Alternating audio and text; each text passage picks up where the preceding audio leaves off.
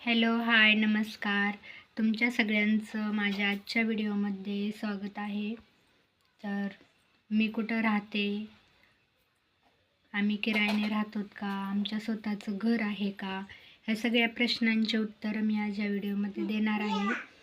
त्यामुळे व्हिडिओ शेवटपर्यंत नक्की बघा. तर मी बीडमध्ये राहते आणि आमच्या स्वतःचं घर आहे. आत्ता बांधलं आहे आम्ही 4-5 महिने झालं. आधी आम्ही किरायानेच राहत होतो आणि आम्ही एका रूममध्ये राहत होतो. दोघं असल्यावर कसं वेगळंच होतं, काय वाटत नव्हतं. पण परी आल्यावर थोडंसं तिथं जेवण करणं, स्वयंपाक झाल्यावर एका रूममध्ये कसं खूप राडा होतो. लेकराचा वयलाच असतोय आणि आपला वयलाच. पण आम्ही ते पण दिवस काढले आणि आता आमच्या स्वतःचं घर झाले. खूप भारी वाटते आम्हाला. आणि कसं काही जण आपल्या स्वतःची जागा असून पण भाड्याने राहतात का, तर भाड्याने रूमा चांगल्या असतात आणि शेडमध्ये कसं राहायचं काय, पण तिथं पण भाडं देणं सोपं नसते. आपलेच पैसे दर महिन्याला जातील आणि महिना तर तवाच भरतो.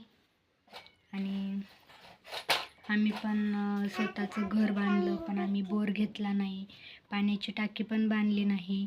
तर मग आता आम्ही पाणी वापरलं कसं, कुठून घेतलं काय, तर आम्हाला पाण्याची मदत केली, खूप मोठी मदत.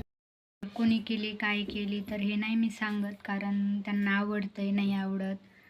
आणि पुढच्या व्हिडिओमध्ये मी त्यांना जर आवडलं तर नक्कीच त्यांना व्हिडिओमध्ये मी दाखवीन आणि त्यांचं नाव पण सांगन. आम्ही घर बांधायला सुरू कधी केलं, दिवाळीनंतर 1-2 महिन्यांनी मला वाटते सुरू केलं घर बांधायला.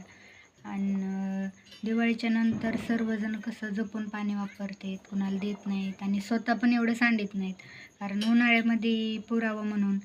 पण यांनी स्वतःचा नाही विचार केला आणि आम्हाला पाणी दिलं. खरंच खूप मोठ्या मनाचे आहेत. तर बाय, भेटू पुढच्या व्हिडिओमध्ये.